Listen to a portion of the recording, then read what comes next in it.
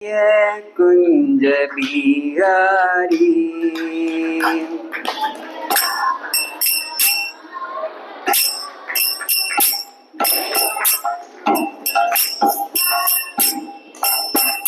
जय राधा माधवा जय कुंज बिहारी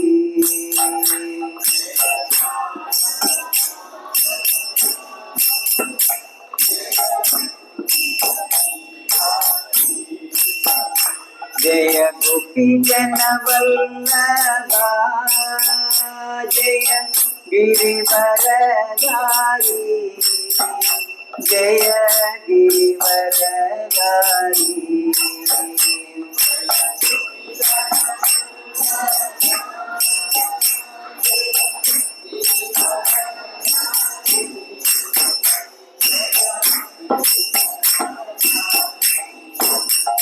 जय गोपी जन वल्लभा जय गिरिवरधारी जय गिरिवरधारी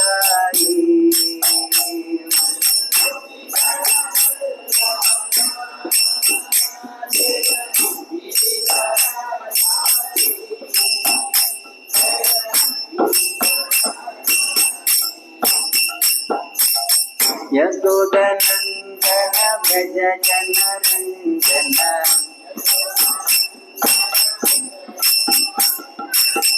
यशोदनंदन व्रज जनरंजन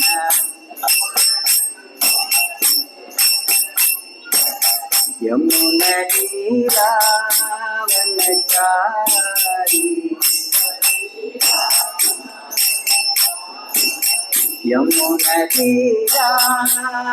यमुनतीरावनचारी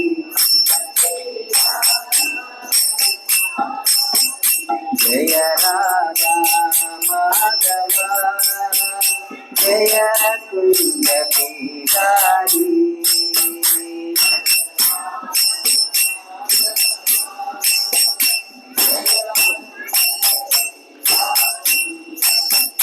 हरे कृष्ण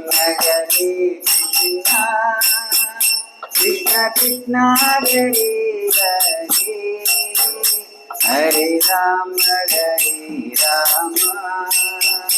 राम राम हरे हरे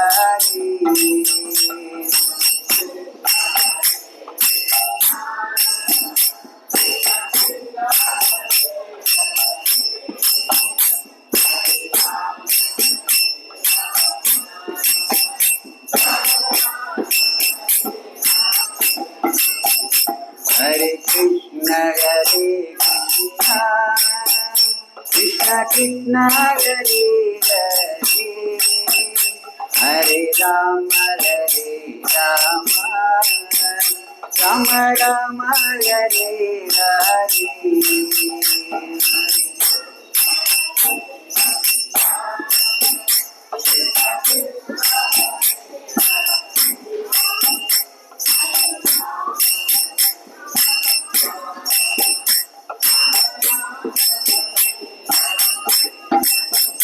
हरे कृष्ण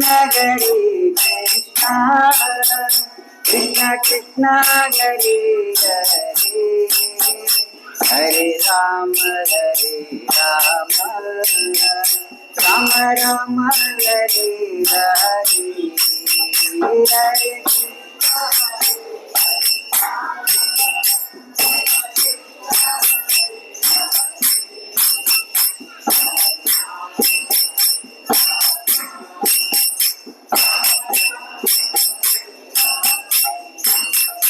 हरे कृष्ण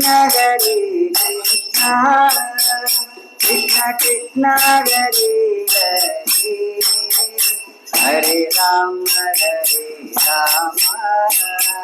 राम राम हरे हरे हरे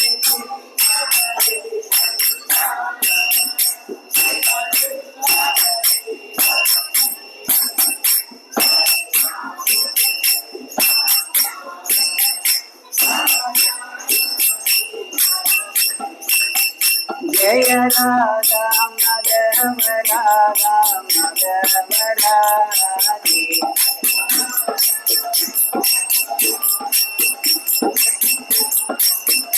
जय गौरानिताय जय गौरानिताय गौरानिताय जय गौरानिताय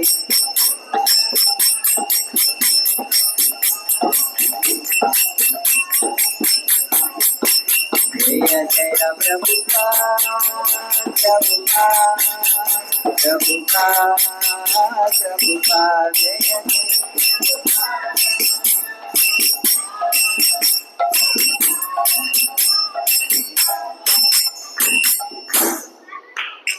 श्री कृष्ण भगवान की, श्री श्री राधा माधव की, श्रील प्रभुपाद की जय। गौर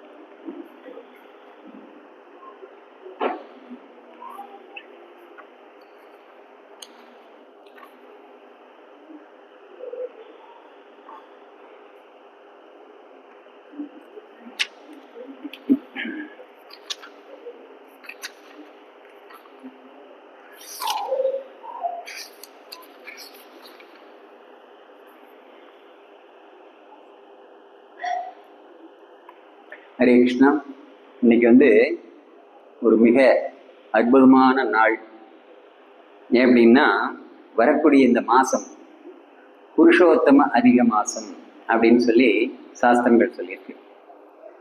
அந்த புருஷோத்தம அதிக மாதம் அதனுடைய முதல் நாள் இன்னைக்கு.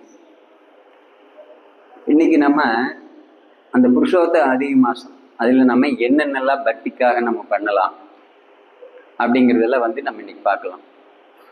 அதனுடைய தொடர்புடைய வகையில் புருஷோத்தம யோகம் அத்தியாயத்திலிருந்து நம்ம படிக்கிறோம். அத்தியாயம் 15 ஸ்லோகம் 19 பகவத்கீதை உண்மையுருவில் புருஷோத்தம யோகம். நான் ஸ்லோகம் படிக்கிற எல்லாரும் எப்படி திருப்பி சொல்லுங்க. யூமாம் ஏவம் அசம்மூடோ ஜானாதி புருஷோத்தமம் ச சர்வவித் பஜதி மாம் சர்வபாவேன பாரதா. யோ மாம் ஏவம் அசம்மூடோ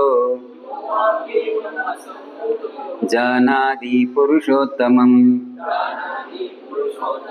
ச சர்வவித் பஜதி மாம் சர்வபாவேன பாரதா. யோ மாம் ஏவம் அசம்மூடோ ஜானாதி புருஷோத்தமம்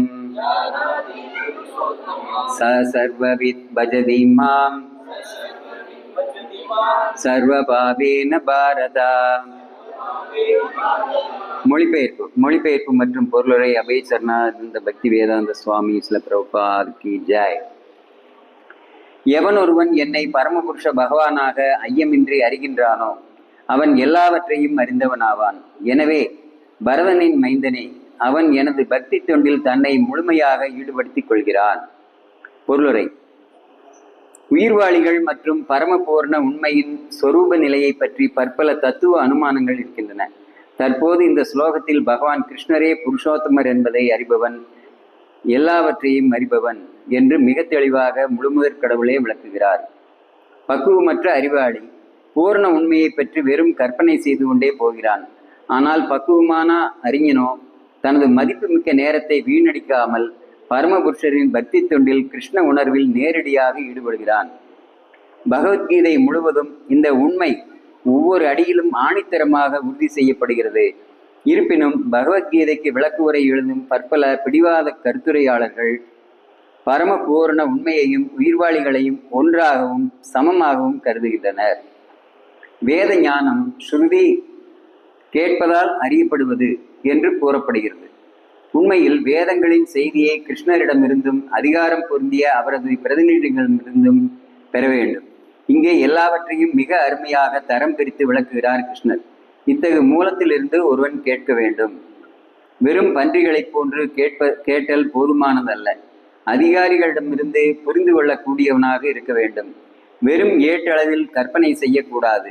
உயிர்வாளிகள் எப்போதுமே புருஷோத்தமரான முழுமுதற் கடவுளுக்கு கீழ்ப்படிந்தவர்கள் என்பதை அடக்கத்துடன் பகவத்கீதையில் இருந்து கேட்டறிய வேண்டும். எவன் ஒருவன் இதனை புரிந்து கொள்ளக்கூடியவனோ அவனே வேதங்களின் நோக்கத்தை அறிந்தவன். வேறு யாரும் வேதங்களின் நோக்கத்தை அறியவில்லை. இதுவே முழுமுதற் கடவுளான ஸ்ரீ கிருஷ்ணரின் கருத்து. பஜதி எனும் சொல் மிகவும் விசேஷமானது. பரமபுருஷரின் தொண்டு சம்பந்தமாக இச்சொல் பல இடங்களில் உபயோகிக்கப்பட்டுள்ளது. பகவானின் பக்தி தொண்டில் பூரண கிருஷ்ண உணர்வில் ஒருவன் ஈடுபட்டிருந்தால் அவன் வேத ஞானம் முழுவதையும் புரிந்து கொண்டவனாக அறியப்பட வேண்டும். ஒருவன் கிருஷ்ணரின் பக்தி தொண்டில் ஈடுபட்டிருந்தால் பரம பூரண உண்மையை புரிந்து கொள்வதற்கான வேறு எந்த ஆன்மீக வழிமுறையும் அவனுக்கு தேவையில்லை என்று வைஷ்ணவ பரம்பரையில் கூறப்படுகிறது. அவன் ஏற்கனவே பக்குவ நிலைக்கு வந்துவிட்டான். ஏனெனில் அவன் பகவானின் பக்தி தொண்டில் ஈடுபட்டுள்ளான். அறிவின் ஆரம்ப வழிமுறைகள் அனைத்தையும் அவன் கடந்து விட்டான்.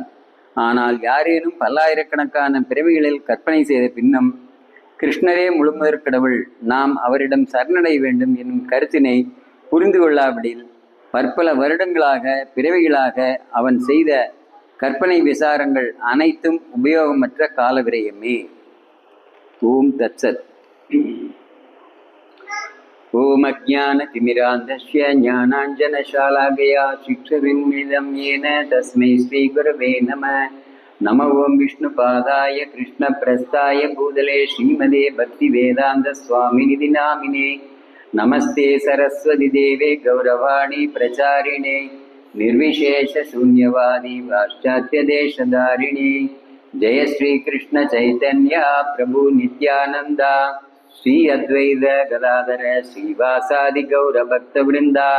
ஹரே கிருஷ்ணா கிருஷ்ண கிருஷ்ணா ஹரே ஹரே, ஹரே ராம ராம ராம ஹரே ஹரே.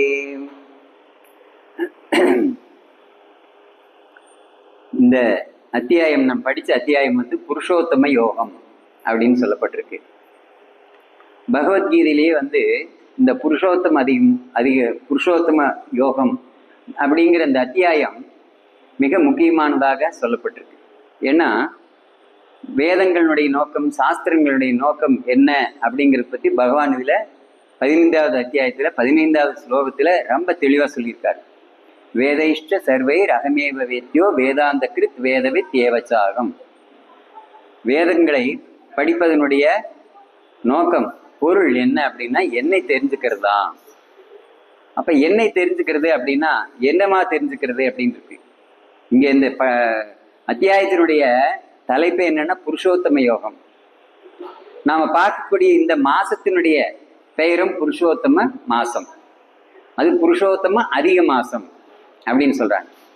அப்ப அப்படின்னா என்னது அப்படின்னா, நமக்கு எப்படி ஜனவரி பிப்ரவரி இப்படி இருக்கு இல்லைங்களா? இந்த மாதிரி ஆங்கில மாதங்கள் 12 இருக்கு. தமிழ் மாதங்கள் சித்திரை வைகாசின்னு இருக்கு. அந்த மாதிரி 12 மாதங்கள் இருக்கு. அதே மாதிரி சம்ஸ்கிருதத்துல 12 மாதங்கள் இருக்கு. அந்த 12 மாதங்களுமே எப்பவுமே இருக்கக்கூடியதுதான். ஆனா புருஷோத்தம அதிக மாசம் அப்படிங்கிறது என்ன, அது எப்படி வந்தது அப்படிங்கிறத நம்ம இன்னைக்கு பார்க்க போறோம். இந்த மாசம், வருஷ கணக்கு, அதனுடைய கால நிர்ணயங்கள் எல்லாமே 2 விதமா கணிக்கப்படுது. சூரியனை அடிப்படையாக வைத்து, சந்திரனை அடிப்படையாக வைத்து கணிக்கப்படுது. அப்போ சூரியனை அடிப்படையாக வைத்து கணிக்கப்படுற அந்த நாட்கள் அப்படின்னு பார்க்கும்போது ஒரு வருஷத்துக்கு 365 நாட்கள். சந்திரனை அடிப்படையாக வச்சு கணிக்கப்படக்கூடிய நாட்கள் 355 நாட்கள். அப்போ ஒரு வருஷத்துக்கு 10 நாட்கள் குறைவா இருக்கு. அப்ப இப்படியே 3 வருஷத்துக்கு சேர்ந்துச்சுன்னு என்ன ஆகுது, 30 நாள் ஆயிடுது. அப்ப அந்த 30 நாள் தனி அப்படியே நிக்குது. மற்ற எல்லா நாளுமே ஒரு நல்லது கெட்டது எல்லாம் செஞ்சுட்டு இருக்காங்க. ஆனா அந்த கழிக்கப்பட்ட நாட்கள் அப்படின்னு சொல்றாங்க. இந்த அதிகமாக இருக்கிறதுனால அது வந்து யாருமே அதை எடுத்துக்கல, பெருசாக எடுத்துக்கல. அதனால அதுலேருந்து கழிக்கப்பட்டது அப்படின்னு சொல்லி 10 நாட்கள். அப்போ அந்த 3 வருஷத்துக்கு ஒருக்கு இது வருது புருஷோத்தம் அதிக மாசங்கிறது. வருஷத்துக்கு 10 நாள், 3 வருஷத்துக்கு 30 நாட்கள். இந்த 30 நாட்கள் கழிக்கப்பட்ட நாட்களாக இருந்ததுனால அந்த நாளில் நல்லது கெட்டது அந்த மாசத்துல எது செய்யக்கூடாது அப்படின்னு அது மல மாசம்னு சொல்லி வச்சுட்டாங்க. மலம்னு என்னது? ஒரு குற்றம் உள்ளது, அஸ்தமானது, எப்படி வேணாலும் வச்சுக்கலாம். அப்ப அந்த இதுல வந்து ஒரு நல்ல விஷயங்கள் செய்யறதுக்கு இல்லை அப்படிங்கிற மாதிரி ஆயிடுச்சு. ஆனா ஒவ்வொரு மாசத்துக்குமே ஒரு அதிதேவதை இருக்காங்க. அப்ப இந்த அதிகமான 30 நாட்கள் தொக்கி இருக்கு இல்லைங்களா, அதுக்குண்டான தேவதை என்ன பண்றாங்க, அவங்க நம்மளை இப்படி ஒதுக்கி வச்சுட்டாங்களே அப்படின்னு பிரம்மதேவர்கிட்ட போய் கேட்குறாங்க. என்னை வந்து ரொம்ப குற்றமுடைய மாசமாக சொல்றாங்க, என்னை வந்து நல்ல விஷயங்களை எது செய்யறதுக்கு யாரும் ஈடுபடுறதில்லை, அப்ப நான் என்ன பண்றது அப்படின்னு சொல்லி அழுதுட்டே போய் பிரம்மதேவர்கிட்ட முறையிடுறாங்க. இப்ப பிரம்மதேவர் என்ன பண்றாரு, இது வந்து நான் இதுக்கு ஒன்றும் பண்ண முடியாது, நீங்க அதாவது அழுந்த அந்த தேவதையை தேற்றி கொண்டு பகவான்கிட்ட கூட்டிட்டு போறாங்க. பகவான் கிருஷ்ணர்கிட்ட அங்க கூட்டிட்டு போனதுமே அப்ப பகவான் வந்து ஆறுதல் சொல்றார், கவலைப்படாத, இது வந்து உன்னுடைய பெயர், உன்னுடைய பெயரால் ஒரு மாசம் கொண்டு வந்துடலாம் அப்படின்னு சொல்லி அந்த அதிக மாசம் அப்படிங்கிறதே சிறப்பான இது வச்சு அந்த மாசத்துக்கு என்னுடைய பெயரவே நான் வச்சிடுறேன் அப்படின்னு சொல்லி புருஷோத்தமன். அதனாலதான் வந்து புருஷோத்தம அதிக மாசம்னு சொல்றாங்க. புருஷோத்தமன், புருஷங்கிறவர்கள் உத்தமன். புருஷன்கிறது யாரு? யாருங்க புருஷன்கிறது? பகவான் ஒருத்தர் தான் புருஷன். மற்றவங்க எல்லாருமே வந்து, அதாவது பொதுவா சொல்றதே பகவானை நாயகனாகவும் மற்ற ஜீவாத்மாக்கள் எல்லாருமே நாயகி பாவத்திலும், இதுதான் வந்து சாஸ்திரங்களே சொல்லுது. புருஷன் அப்படின்னா பகவான் ஒருத்தர் தான். இப்ப நாம் இருக்கக்கூடிய அந்த நிலையில ஆணா பெண்ணாங்கிறதெல்லாம் ஒரு பொருட்டே இல்லை. நம்ம வந்து இந்த உடல் இல்லை, உடல் ரீதியா ஆணா பெண்ணான்னு நம்ம ஒரு வடிவத்துல மாறுபட்டு தோற்றமளிக்கிறோம். ஆனா உண்மையிலே ஆத்ம ரீதியா பார்க்கும்போது எல்லா ஜீவாத்மாக்களும் நாயகி பாவத்தில் தான் இருக்காங்க. அப்போ புருஷன் அப்படின்னா பகவான் ஒருத்தர் தான். அந்த புருஷர்களிலேயே உத்தமமானவர் அப்படின்னு சொல்லி பகவானுக்கு, அதனால்தான் புருஷோத்தமன் அப்படின்னு சொல்றாங்க. அப்ப அந்த புருஷோத்தமன் அப்படிங்கிற அந்த மாசத்துக்கு அந்த பெயரையே பகவான் தன்னுடைய பெயரையே அந்த மாசத்துக்கு வச்சு, இந்த மாசத்துல யாரெல்லாம் ஒரு நல்ல காரியங்கள், அதாவது ஆன்மீக சம்பந்தம் பக்தி சம்பந்தமான காரியங்கள் செய்யறாங்களோ அவங்களுக்கு பல்லாயிரக்கணக்கான மடங்கு பலன்கள் கிடைக்கும் அப்படின்னு சொல்லி பகவானே ஆசீர்வதிக்கிறார். அதனால அத்தகைய ஒரு சிறப்பு மிக்க மாசம் இந்த புருஷோத்தம் மாசம். இன்னைக்கு தொடங்கி அடுத்த மாசம் 16ஆம் தேதி வரைக்கும் இருக்கு. இப்ப இந்த இன்னைக்கு தொடங்கக்கூடிய இந்த மாசத்துல இருந்து நம்ம பக்தர்கள் எல்லாருமே வந்து நம்ம ஒரு சங்கல்பம் எடுத்துக்கலாம். நம்ம எப்படி இப்ப ஆடி தள்ளுபடின்னு வருது இல்லைங்களா, ஆடி தள்ளுபடி வருது இல்லைங்களா, அப்போ போய் நமக்கு வேணுங்கிற நிறைய ட்ரெஸ் எல்லாம் எடுத்துக்கிறோம். அதே மாதிரி நமக்கு 2 தடவை வருஷத்துல தள்ளுபடி மாசங்கள் வருது. ஒண்ணு வந்து புருஷோத்தம அதிகம், இது வந்து 3 வருஷத்துக்கு ஒருக்கா வருது. ஆனா கார்த்திக் மாசம், தாமோதர மாசம் அப்படிங்கிறதும் அதே மாதிரி சிறப்பு மிக்கிறது. ஆனா அது வருஷத்துக்கு ஒருக்கா வந்துடும். இது எப்ப வரும்? 3 வருஷத்துக்கு ஒருக்கா தான் வரும். ஆனால் இது வர்றப்ப கிட்டே நம்ம பிடிச்சுக்கணும். அப்ப இந்த மாசத்தில் நம்ம என்னெல்லாம் பண்ணலாம் அப்படின்னா, ஆன்மீக சம்பந்தமா நம்ம எல்லாமே செய்யலாம். அதாவது அவங்களுடைய சூழ்நிலைகளுக்கு ஏற்ப, சக்திக்கு ஏற்ப அவங்கவுங்க ஒரு சுய சங்கல்பம் எடுத்துக்கணும். இப்போ நான் படிச்சிருக்கிறது வந்து புருஷோத்தம யோகம், பகவத்கீதையினுடைய 15ஆம் அத்தியாயம். தினசரி நான் வந்து இந்த புருஷோத்தம யோகம் அத்தியாயத்தை நான் படிப்பேன் அப்படிங்கிறது ஒரு தவந்தான், விரதம் தான். அதே மாதிரி நாம வந்து 16 மாலை ஜபம் பண்றது அப்படிங்கிறது நம்ம ஒரு வழக்கமா வச்சிருக்கிறோம்.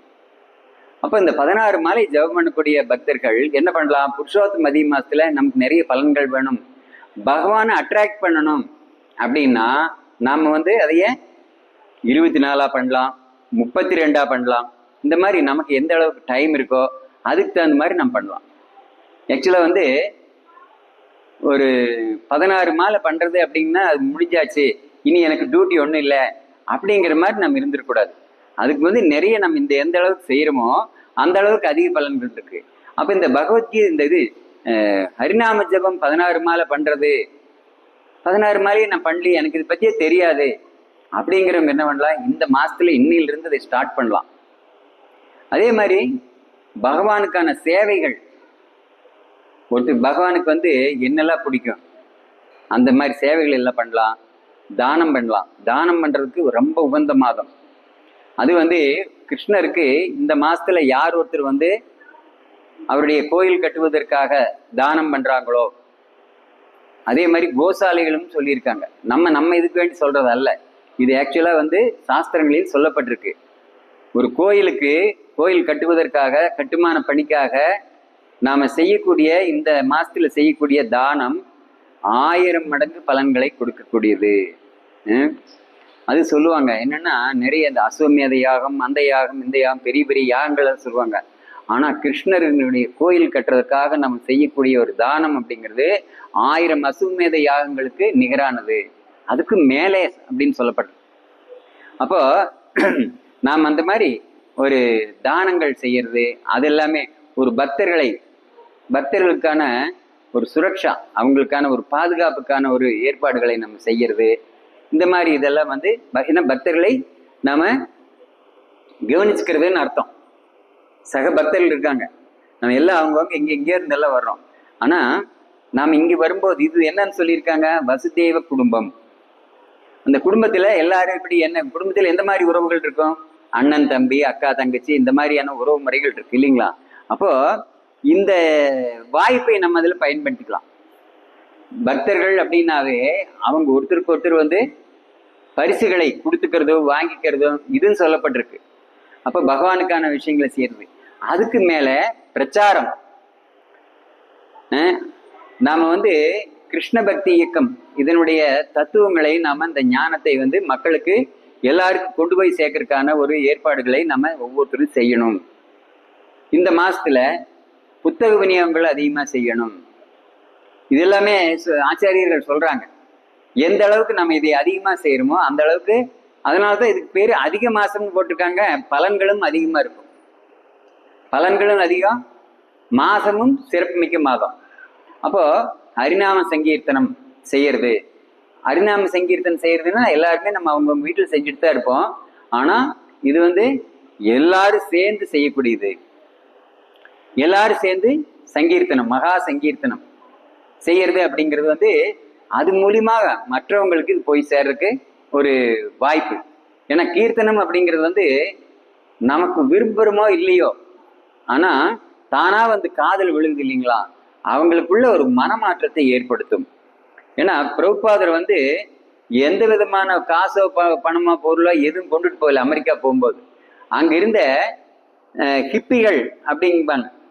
அமெரிக்காவில் இருக்கிறதுல யாருங்க இந்துக்களா? அமெரிக்காவில் இருக்கிறதுல யாரு? அங்க பெரும்பாலும் கிறிஸ்டின்ஸ் தான் இருக்காங்க. ஆனா அங்க இருக்கிறவங்க, பிரபுபாதர் அங்க போறாரு, போன உடனே அவருக்கு வந்து எங்கிருந்து தொடங்குறது, ஏன்னா கிருஷ்ணா ராமாங்கிறது வேணா நமக்கு வேணா புதுசா இருக்கலாம், சின்ன வயசுல இருந்து கேட்டிருப்போம். அங்க இருக்கிற மக்களுக்கு இது எந்த விதத்திலும் பரிச்சயம் இல்லாத ஒரு விஷயம். அப்ப இது எப்படி இவங்களுக்கு பரிச்சயப்படுத்துறது அப்படின்னு பார்க்கும்போது பிரபுபாதர் என்ன பண்றாரு, அவங்களுக்கு யாருக்கு எதையும் எடுத்து சொல்லவே இல்லை. நேர ஒரு பார்க் போறாரு. அந்த பார்க்கில் போய் உட்கார்ந்து அவர் இந்த ஹரே கிருஷ்ணா பின்னர் வரைக்கும் பாடிட்டு இருந்தோம், ஹரிநாம சங்கீர்த்தனம். அந்த கீர்த்தனம் மட்டும் அவர் பண்றாரு. அப்போ நாளாக நாளாக என்ன ஆகுது, அந்த கீர்த்தனத்தினுடைய ஒரு அட்ராக்ஷன் அவங்கள வந்து அப்படியே ஒவ்வொருத்தரா இழுக்குது. அங்க பார்க்கில் வந்து பாத்தீங்கன்னா அவங்க எல்லாருமே கஞ்சா குடிச்சிட்டு விழுந்து கிடக்குறாங்க. அமெரிக்க அரசாங்கமே ரொம்ப திகைச்சு போய் நிக்குது, இவங்களெல்லாம் என்ன பண்றது. ஏன்னா எல்லா பக்கமும் அவங்க போதைக்கு அடிமையாகி அங்கங்க விழுந்து கிடக்குறாங்களாம். இவங்களை என்ன பண்றதுன்னு தெரியல. நம்ம மாதிரி குடும்ப அமைப்புகள்லயே அதெல்லாம் கண்டுக்க மாட்டாங்க. நம்ம ஊர்லயே வந்து குடும்பத்துக்குள்ள கணவன் மனைவிக்கு வந்து வேறுபாடு சண்டை இருந்தாலும் கூட தன்னுடைய கணவன் எங்கேயோ விழுந்து கிடக்கிறான் அப்படின்னு தகவல் வந்தா போய் கூட்டிட்டாவது வந்துருவாங்க. அங்கெல்லாம் அந்த குடும்பம்ங்கிற அமைப்பே ஒரு மாதிரி அது. அப்ப அதனால அங்க வந்து குடும்பங்களுக்குள்ளும் பெரிய ஒரு அட்ராக்ஷன் இல்ல, அரசாங்கத்துக்கு இது மிகப்பெரிய ஒரு தலைவலியா இருந்தது. இவங்களால என்ன பண்றது? இப்போ எப்படின்னா, ஒரு ஒரு ஊர்ல நாய் தொல்லை நிறைய இருக்கு அப்படின்னா உடனே என்ன பண்றாங்க, அதுக்கு ஊசி போட்டு அதையே பிடிச்சிட்டு போயிடுறாங்க. இது நடக்குது. இடையில பறவை காய்ச்சல் வருது அப்படின்னு சொல்லி ஒரு இது எல்லாம் பரவுச்சு, செய்தி பரவுச்சு. உடனே அரசாங்கம் என்ன பண்ணுச்சு, இந்த நரிக்குறவர்கள் எல்லாம் கூட்டிட்டு வந்து வவ்வால்கள்னால பரவாது வந்து பரவுது அப்படின்ட்டு வவ்வால்கள் எல்லாம் சுட்டு கொண்டாங்க. அந்த மாதிரி இவங்க வந்து ஒரு அரசாங்கத்துக்கு, அமெரிக்க மக்களுக்கே வந்து நாட்டுக்கே தலைக்குனிவா இருக்கிறாங்க, கௌரவ குறைவா இருக்குது அப்படின்னு அந்த நாட்டு அரசாங்கம் நினைக்குது. சரி, அதுக்காக காக்கா குருவி சுடுற மாதிரி சுட முடியுமா? முடியாது இல்லைங்களா? அப்போ அந்த நேரத்துல தான் பிரபுபாதர் போய் அங்க கீர்த்தனம் பண்ணி சங்கீர்த்தனம் பண்றாரு. அப்போ அவங்க எல்லாருமே, அந்த ஹிப்பிகள் எல்லாருமே அங்க அதனுடைய இதுல அட்ராக்ட் ஆகி, கீர்த்தனத்துல அட்ராக்ட் ஆகி ஒவ்வொருத்தரா பக்கம் வர ஆரம்பிக்கிறாங்க. பிரபுபாதருக்கு பக்கமா வந்து அப்படியே உட்காந்து கூட அப்படியே அவங்க பாட ஆரம்பிக்கிறாங்க. இது அப்படியே கொஞ்ச நாள் அப்படி தொடருது. அப்புறம் வழியில போறவங்களுக்கு ஏதோ பாட்டு சத்தம் கேட்குதே அப்படின்ட்டு வழியில் போறவங்களும் எல்லாம் வந்து கொஞ்சம் நேரம் நின்று கேட்கறாங்க. ஏன்னா அவங்க கேட்ட மியூசிக் இசைங்கிறது வேற, இது வந்து பகவானுடைய நாமம் அப்படிங்கறதுனால ஏதோ ஒரு ஆத்மாவை சுண்டி இழுத்துட்டு வந்து. அப்ப அந்த மாதிரி எல்லாரும் ஒவ்வொருத்தரா அங்க கொஞ்சம் அவங்களுடைய கவனத்தை திருப்பி இங்க பாக்குறாங்க. பிரபுபாதர் இருந்த பக்கத்துல நாளாக நாளாக கூட்டம் சேர ஆரம்பிச்சிருச்சு. அப்போ அதுல இருந்த சில பேர் என்ன பண்றாங்க, இது ஒரு நல்ல விஷயமா தெரியுது, ஆனா அது இங்க வச்சு நடக்க வேண்டிய அவசியம் இல்லை. அப்ப அதுக்கான ஒரு இடம் நம்ம கண்டுபிடிப்போம், ஒரு வாடகைக்கு ஒரு இடம் எடுத்தாவது அங்க இதை கொண்டு போய் நடத்துவோம் அப்படின்ட்டு எல்லாரும் ஆளுக்கு 10-5 பணம் போட்டு அங்க ஒரு ரூம் ஒன்று ஏற்பாடு பண்ணி அங்க பிரபுபாதர் தினசரி அவர் வந்து லெக்சர் கொடுக்குறாரு. அப்படி லெக்சர் கொடுக்கும்போது எல்லாரும் வந்து பாத்தீங்கன்னா என்ன நிலையில் வந்து பாக்குறாங்க, அதே போதையோட தான் வந்து கேட்கறாங்க. ஆனா நாளாக நாளாக அதை கேட்க கேட்க, அந்த சங்கீர்த்தனத்தை கேட்க கேட்க என்ன ஆகுது, ரொம்ப மோசமான நிலையில் இருந்தவங்க கூட மிகப்பெரிய பக்தர்கள் ஆயிட்டாங்க. இன்னைக்கு பிரபுபாதருடைய சீடர்கள்ல எல்லாருமே வந்து பாத்தீங்கன்னா இந்த உலகம் முழுவதும் இந்த ஹரே கிருஷ்ணா இயக்கம், இஸ்கானுடைய இந்த இது வந்து பரவறதுக்கு காரணமா யாரா இருந்திருக்காங்க, அந்த அமெரிக்க மக்கள், இங்கிலாந்தை சேர்ந்த பக்தர்கள், இவங்க எல்லாரும் தான். அப்ப இதன் மூலியமாக என்ன ஆகுது, அங்கங்க எல்லாருக்குமே ஒரு பக்குவத்தை ஏற்படுத்தி கொடுக்குது அந்த ஹரிநாம சங்கீர்த்தனம்.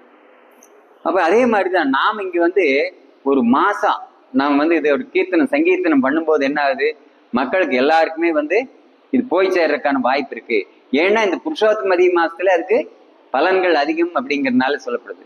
அப்ப இங்க இந்த ஸ்லோகத்திலுமே கிருஷ்ணா என்ன சொல்றாரு, இந்த ஒரு விஷயத்த ஒருத்தர் தெரிஞ்சுட்டான் அப்படின்னா வேற தெரிஞ்சுக்க வேண்டிய விஷயம் உலகத்துல எதுவுமே இல்லைன்னு. அதாவது எவனொருவன் என்னை பரமபுருஷ பகவானாக ஐயமின்றி அறிகின்றானோ அவன் எல்லாவற்றையும் அறிந்தவனாவான்கிறார். எனவே பரதனின் மைந்தனே அவன் எனது பக்தி தொண்டில் தன்னை முழுமையாக ஈடுபடுத்திக் கொள்கிறான். ஏன்னா அது தெரிஞ்சதுக்கு பின்னாடிதான் அவனுக்கு முழுமையான ஈடுபாடு அந்த பக்திக்கு வருது. ஏன்னா தெரியல அப்படின்னா ஈடுபாடு வர்றதில்லை. தெரியாத வரைக்கும் என்ன ஆகுது, கிருஷ்ணர் தான் முழுமுதற் கடவுள், புருஷோத்தமன் அப்படின்னு தெரியாத வரைக்கும் மற்ற எல்லா பக்கமே அவங்களுடைய அட்ராக்ஷன் போகுது. அப்ப இப்படி கொஞ்சம் அப்படி கொஞ்சம் அப்படி எல்லா 360 டிகிரியில அவங்களுடைய சிந்தனைகள் பறந்து போயிருது. ஆனா பகவான் தான் முழுமுதற் கடவுள் அப்படின்னு தெரிஞ்சதுக்கு பின்னாடி அவங்க என்ன பண்றாங்க, அவங்க முழுமையாக அவங்களுடைய கவனத்தை கிருஷ்ணரின் பக்கம் திரும்புறாங்க. அப்ப இங்க வந்து கிருஷ்ணரை எப்ப தெரிஞ்சுக்கும் போது அவங்க உலகத்தில் இருக்கிற எல்லா ஞானத்தையுமே தெரிஞ்சது மாதிரி அவங்க இருக்கிறாங்க. ஏன்னா ஒரு பௌதிக கல்வி எவ்வளவு நாம படிச்சிருந்தாலும் சரி, கிருஷ்ணரை பத்தி தெரிஞ்சுக்கல அப்படின்னா அது பிரயோஜனம் இல்லை அப்படின்னு சொல்றாங்க. ஆனா கிருஷ்ணரே இங்க சொல்றாரு, இது ஒண்ணு என்னை பத்தி மட்டும் தெரிஞ்சிட்டீங்கன்னா போதும், வேற இந்த உலகத்தில் நீ தெரிஞ்சுக்க வேண்டிய விஷயமே எதுவும் இல்லை அப்படிங்கிறார். அப்பேற்பட்ட அந்த புருஷோத்தமன்கிற அதே பேரை வச்சு அந்த அதிக மாசம் நாம் வந்து ஒவ்வொருத்தருமே வந்து சுய சங்கல்பம், இன்னைக்கு வந்து நம்ம இந்த இது முடிஞ்சதுமே எல்லா பக்தர்களுமே ஒரு சின்ன சங்கல்பம் எடுத்துக்கணும். யாரெல்லாம் சங்கல்பம் எடுத்துக்கணும் ரெடியா இருக்கிறீங்க? வெரி குட், பரவாயில்ல. ஏன்னா பாதி தூக்குற மாதிரி இருக்க, நல்லா தூக்குங்க. Very good. அப்ப என்னன்னா நாம் இந்த மாதிரி ஒரு சங்கல்பம், நம்ம யாராச்சும் தூண்டுனா தான் நம்ம செய்வோம். நமக்கா அந்த ஆர்வம் வர்றதில்லை. ஏன்னா கலியுகத்தினுடைய தாக்கம் அப்படித்தான், அதனுடைய இயல்பு அப்படித்தான். ஆன்மீகத்து வாழ்க்கையை பொறுத்த வரைக்கும் கலியுகத்துல அதுக்குள்ள நாட்டம் பெருசா இருக்காதான். யாரோ ஒருத்தர் தூண்டிகிட்டே தான் இருக்கணுமா. தூண்டிகிட்டே இருந்த வரைக்கும் தான் அந்த ஆசை, ஆன்மீகத்துல முன்னேறணுங்கிற ஆசை வரும், பக்தியில முன்னேறணுங்கிற ஆசை வரும். இல்லாட்டி என்ன ஆகும்னா அந்த படிச்சு பாடத்தையே படிச்சுட்டு அந்த 1ஆம் கிளாஸோ 2ஆம் கிளாஸ்லயோ நம்ம அதுலயே இருந்துட்டு இருப்போம். படிச்ச பாடம் தான், ஆனா அடுத்த பாடத்துக்கு போகணும், அடுத்த வகுப்புக்கு போகணும் இல்லைங்களா. ஆனா இது நல்ல ஒரு அற்புதமான நேரம். அதுக்கு நம்மை அடுத்த நிலைக்கு உயர்த்திக்கிறதுக்கு இது நல்ல நேரம். நான் வந்து இத்தனை நாள் இந்த மாதிரியான ஒரு நிலையில் இருக்கிறேன், எனக்கு அடுத்த நிலைக்கு நான் முன்னேறணும் அப்படின்னு பார்க்கும்போது அதுக்கு நல்ல ஒரு அற்புதமான நேரம் இது. இந்த நேரத்தை நம்ம ஒவ்வொரு பக்தருமே வந்து நல்ல முழுமையாக பயன்படுத்திக்கணும். அப்போ இந்த ஒரு சங்கல்பம் நம்ம எடுத்துக்கிறது அப்படிங்கிறது ஏதோ மேலோட்டமா நான் சொன்னேங்கிறதுக்காக இல்லை, மனப்பூர்வமா. ஏன்னா கிருஷ்ணா வந்து இன்னைக்கு நீங்க எதை கேட்டாலும் கொடுப்பார், எதை கேட்டாலும் கொடுப்பார். ஏன்னா இந்த ஒரு விஷயத்தை யார் ஒருத்தர் மற்றவங்களுக்கு எடுத்து சொல்றாங்களோ அவங்கள விட சிறந்த எனக்கு பிரியமானவன் யாரு இல்லை அப்படின்னு சொல்லி கிருஷ்ணா சொல்றாரு. அப்ப அதனால அதுக்கு சம்பந்தப்பட்ட எந்த காரியத்தை நம்ம செஞ்சாலும் கிருஷ்ணரை வந்து கவர்வதற்கான ஒரே வழி அதுதான். ஏன்னா ஒரு ஆகர்ஷண சக்தி அப்படிங்கிறது, கிருஷ்ண ஆகர்ஷணம் அப்படிங்கிறது பக்தியில மட்டும்தான் முடியும். அதனாலதான் பக்திக்கு வந்து கிருஷ்ண ஆகர்ஷணம் சொல்றாங்க.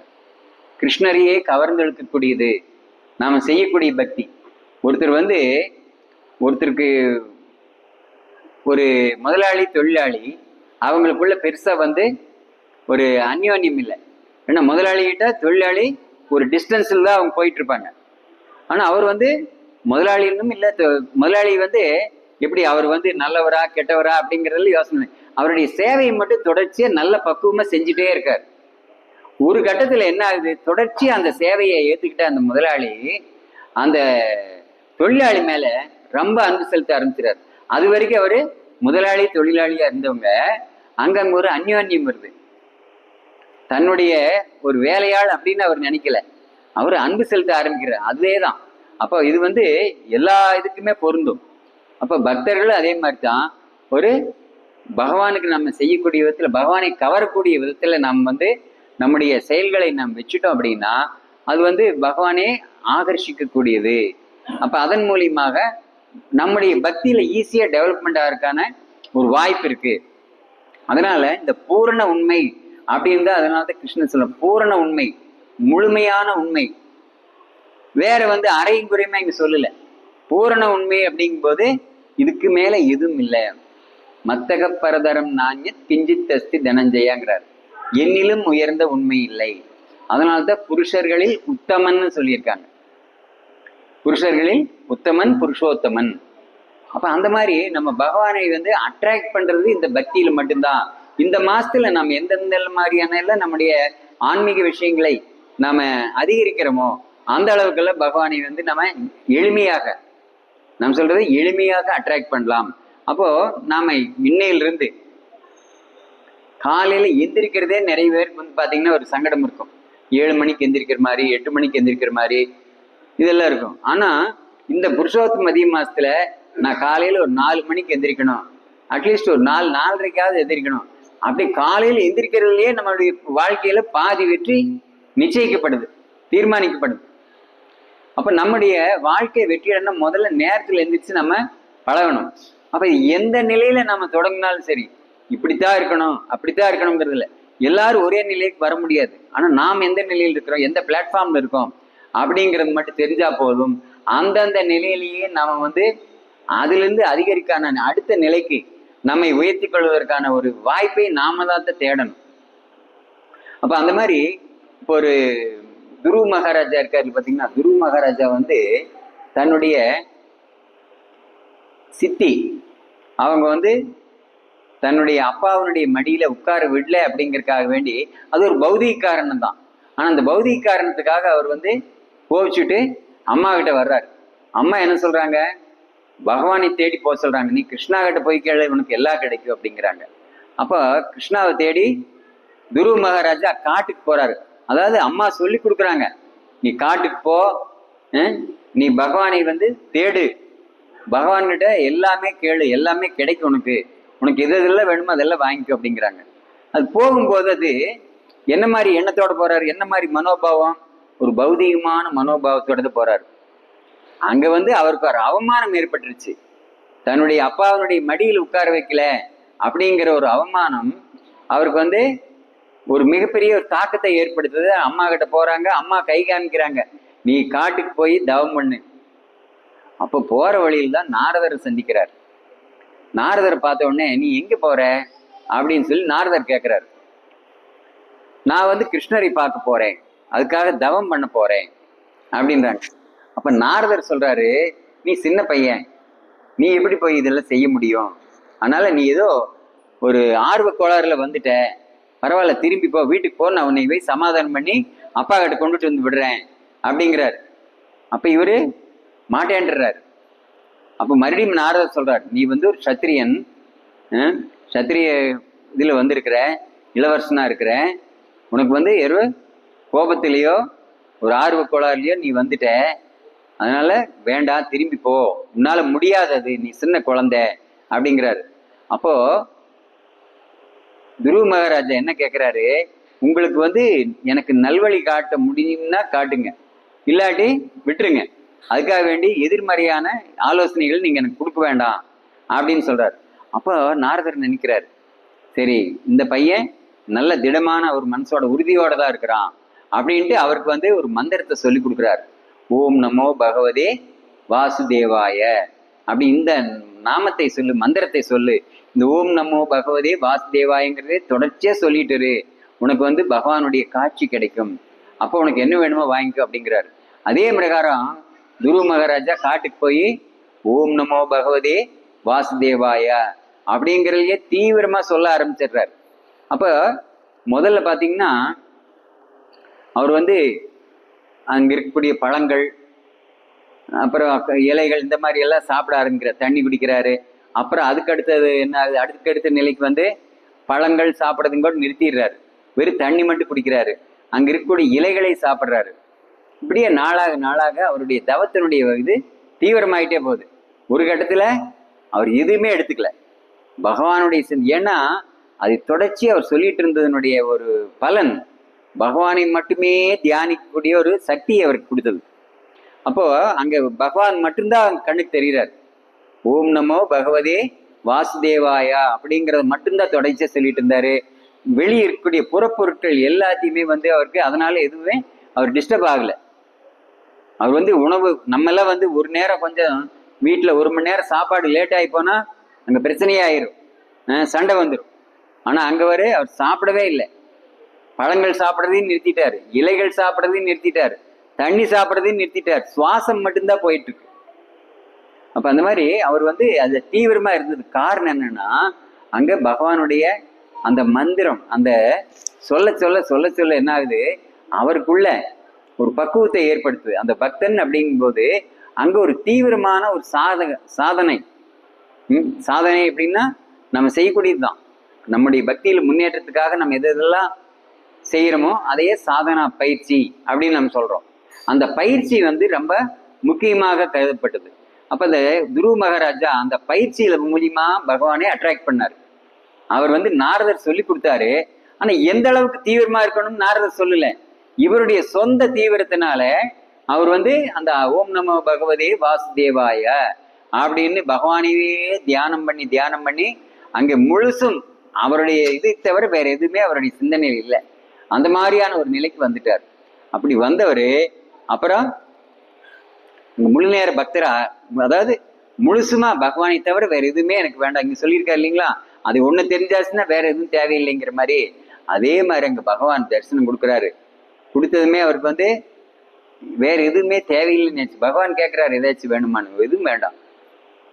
அவர் கேட்க வந்தது என்னது, ஒரு அம்மா அப்பா மதிக்க மாட்டேங்கிறாரு, அம்மா சித்தி மதிக்க மாட்டேங்கிறாங்க, அப்ப தனக்கு அதுக்கு நிகரான ஒரு செல்வம் வேணும் அப்படின்னு சொல்லிதான் வந்தார். ஆனா பகவானை பார்த்ததுமே அது எல்லாமே வேண்டான்ட்டார், எதுவுமே எனக்கு வேண்டான்ட்டார். உங்களுடைய கருணை இருந்தா போதும், உங்க மேல பக்தி செய்வதற்கான ஒரு வாய்ப்பு கிடைச்சா போதுமாரு. ஆனாலும் பகவான் அவருடைய பக்தியை மெச்சி அவருக்கு வந்து ஒரு தனி, நீ எதுக்கு இந்த உலகத்துல வந்து நீ இடம் கேட்டுட்டு இருக்க, ஒரு ராஜ்யத்தை கேட்டுட்டு இருக்க, உனக்கு நான் வேற உருவாக்கி தர்றேன் அப்படின்னு அங்க இன்னைக்கும் வந்து நம்ம என்ன சொல்றோம், துருவ நட்சத்திரம் சொல்றோம். அந்த துருவலோகம் அதுக்கு ராஜாவாக அந்த துருவ மகாராஜா ஆயிட்டார். அப்ப அதனால என்ன, அவருடைய பெயர்லயே அந்த துருவம், துருவலோகம் அப்படிங்கிறது இங்க இன்னைக்கு இருக்கு. அப்ப அதனால பகவானை வந்து நம்ம எந்த அளவுக்கு தீவிரமாக நம்ம பக்தி பண்றோமோ, தீவிரமான பக்தி அப்படிங்கிறது பகவானை ரொம்ப அட்ராக்ட் பண்ணும். நாம் பாட்டுக்கு மேலோட்டமாக பண்றது வந்து பெருசா அட்ராக்ஷன் இருக்காது, நம்மளை பத்தின ஒரு ஒரு கவனிப்பு இருக்காது. ஆனா தீவிரமா நாம் செய்யும் போது என்ன ஆகும், அங்க பகவான் நம்ம மேல அவருடைய அனுகிரகத்தை கொடுப்பாரு. ஏன்னா அது தனியே தெரியும். நாம் செய்யக்கூடிய முயற்சிகள், நம்முடைய தவ முயற்சிகள் இது எல்லாமே வந்து என்ன தவம் தான். இது மனித வாழ்க்கை அப்படிங்கிறதே தவம் தான். அப்ப இந்த தவத்துக்கு பக்தியில வந்து நம்ம எதை தவம் அப்படின்னு நினைச்சா காட்டுல போய் கண்ணை மூடி உட்கார்ந்துட்டு இருக்கிறது அதான் தவம் இல்லை. பகவான் சம்பந்தப்பட்ட காரியங்கள் அத்தனையுமே தவம் தான். அப்ப இன்னைக்கு முதல் நாம வந்து அந்த புருஷோத்தம் அதிக மாசத்துக்கு உண்டான ஒரு சங்கல்பத்தை அவங்கவுங்களே நம்ம எடுத்து அடுத்த லெவலுக்கு நம்ம இது வரணும். ஏன்னா இல்லாட்டி இது அப்படியே நம்முடைய பக்தி ஒரே மட்டத்தில் நின்றுட்டு இருந்து அப்படின்னா அது வளர்ச்சி வராது. அது நாள் 10 வருஷம் ஆகலாம், 20 வருஷம் ஆகலாம். நம்ம அந்த அளவுக்கு அதுக்காக காத்துட்டு இருக்க வேண்டிய அவசியம் இல்லை. ஏன்னா மனித வாழ்க்கை ரொம்ப குறுகிய ஆயுளை கொண்டது, நீர்க்குமிழி மாதிரி தான். அப்ப அதுக்கு அதையெல்லாம் நம்ம உள்வாங்கி கொண்டு நம்முடைய பக்தியை தீவிரப்படுத்திக்கணும். இந்த மாசத்துல வந்து அதே மாதிரி இது முடிஞ்ச உடனே யாரெல்லாம் இந்த மாசத்துல புத்தக விநியோகம் செய்யறதுக்கு விருப்பப்படுறீங்களோ அதுக்கான ஏற்பாடுகள் நம்ம செய்யறோம். அவங்களுடைய பெயர்களை நீங்க கொடுத்துட்டீங்கன்னா நம்ம எல்லாருமே வந்து இங்க பகவத்கீதையோ பகவத் தரிசனமோ பாகவதமோ இது எல்லாமே வந்து நம்ம கொடுக்கலாம். இது ஒண்ணு. ரெண்டாவது, பத்ர பூர்ணிமா வர்றதுக்கு இருக்குது. பத்ர பூர்ணிமா அன்னைக்கு யார் ஒருத்தர் ஸ்ரீமத் பாகவதத்தை தானம் செய்யறாங்களோ இல்ல அவங்க வாங்கிக்கிறாங்களோ அவங்களுக்கு வந்து சாட்சாத் கிருஷ்ணரே வீட்டுக்கு வந்துடுறாரு. அப்போ அந்த ஒரு இலக்கை நோக்கி நம்ம கொஞ்சம் பிரயாணம் பண்ணலாம். அது எப்ப வருது, செப்டம்பர் மாசம் வருது. அப்ப எல்லாருமே முடிஞ்ச அளவுக்கு ஒரே ஒரு பாகவதம், இங்க இருக்கிற அத்தனை பேருமே ஒவ்வொருத்தருமே ஒரு பாகவத செட்டு அவங்களுக்காக வாங்கிட்டாலும் சரி, யாருக்காச்சும் தானம் பண்ணாலும் சரி, இல்ல அதை வாங்கி மற்றவங்களுக்கு வாங்கின விலைக்கே கொடுத்தாலும் சரி, இந்த மாதிரி ஏதோ ஒரு விதத்தில் நம்முடைய கைங்கரியமாக இருந்து நம்ம பகவானுடைய அனுகிரகத்தை நாம பெறணும் அப்படின்னு நான் கேட்டுக்கிறேன். ஹரே கிருஷ்ணா. ஸ்ரீகிருஷ்ண பகவானுக்கு, ஸ்ரீல பிரபுபாதுக்கு தாய் கௌர் பிரேமானந்தி.